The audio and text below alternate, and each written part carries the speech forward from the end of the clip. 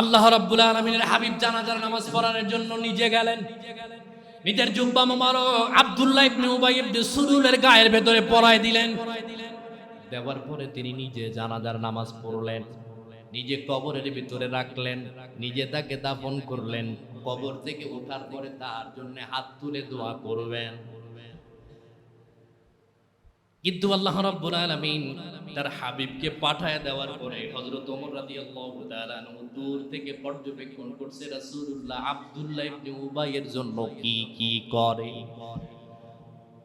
আল্লাহ রাব্বুল আলামিনের হাবিব হাত তুলে মোনাজাত করলেন, ও মালিক, আব্দুল্লাহ ইবনে উবাই ইবনে সুলুলের জীবনের সব গুনাহগুলিকে maaf করে দাও। এই জন্য আমার নবীর নাম হলো রাহমাতুল লিল আলামিন। আল্লাহ রাব্বুল আলামিন ডাক দিয়ে বলল, খবরদার, ইস্তাগফির লাহুম আও লা তাস্তাগফির লাহুম। ও নবী, আপনি তার জন্য দোয়া করলেও যা, না করলেও তাই। কথা কয় না কেন? দোয়া করলেও যা, না করলেও তাই। আপনি দোয়া করলে সাথে সাথে আল্লাহ দোয়া কবুল করে নেয়। কিন্তু আব্দুল্লাহ ইবনে উবাই ইবনে সুলুলের ব্যাপারে দোয়া করার জন্য আল্লাহ তাআলা কঠিন ভাবে নিষেধ করলেন অন্য আয়াতে। আল্লাহ রাব্বুল আলামিন ডাক দিয়ে বলল, তুমি শোনো, লা তুসাল্লি আলা আহাদিম মিনহুম মাতা আবাদা ওয়া লা তাকুম আলা কবরি।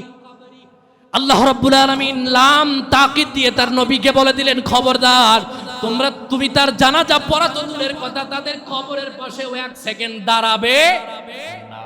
কথা বোঝা যায় কি কইছে? ওই মুনাফিকের জানাজার নামাজ পড়া তো দূরের কথা, ওই মুনাফিকের কবরের কাছেও আপনি যাইয়েন না। কিন্তু বড় আফসোস, আমি জানি যে আমার এই মুসল্লিটা সুদ খায়। মরে যাওয়ার পরে দেখবেন কয়েকটা হাতিয়ার আসে, আমরা দোয়া করে দেই, আল্লাহ তুমি তারে জান্নাতের মেহমান বানায়া দাও। কই কি কই না, আছে না নাই? বড় লোকের জন্য দোয়া 26 মিনিট, গরিব মানুষের দোয়া 6 মিনিট। আছে? আস্তে কয় কেন, আছে না নাই? তুমি দোয়া করলেও চিন্তা ভাবনা করে দোয়া করার দরকারও আছে না নাই? আছে? আল্লাহ রাব্বুল আলামিন ডাক দিয়ে বলল, খবরদার নবী, আপনি মুনাফিকের জানাজা পড়া তো দূরের কথা, অথচ আমাদের আত্মবিশ্বাস হলো যেখানে রাসূলুল্লাহর গায়ের জুব্বা আব্দুল্লাহর গায়ের ভেতরে পরায় দিছে, ওই ব্যক্তির কবরটা জান্নাতের বাগান হওয়ার কথা ছিল, তাই নয় কি? কিন্তু আল্লাহ তাআলা ডাক দিয়ে বলল, খবরদার, লা তুসাল্লি আলা আহাদিম মিনহুম মাতা আবাদা ওয়া লা তাকুম আলা কবরি। খবরদার, তার জানাজার নামাজ পড়বে না, মুনাফিকদের কবরের পাশে দাঁড়াবে না, কারণ তারা মুসলমান, ইসলাম এবং মানুষের এত এত ক্ষতি করে, অমুসলিমরা মুসলমানের এতটা ক্ষতি করে। আল্লাহ রাব্বুল আলামিনের হাবিব আল্লাহর কাছে দোয়া করলো, ইন তাস্তাগফির লাহুম 70 মাররা, ও মালিক, আমি আমার আব্দুল্লাহর জন্য 70 বার দোয়া করব, তুমি কেমনে মাফ না করো? কি বললেন? ইস্তাগফির লাহুম আও লা তাস্তাগফির লাহুম। আল্লাহ বললেন দোয়া করলেও যা, না করলেও তাই।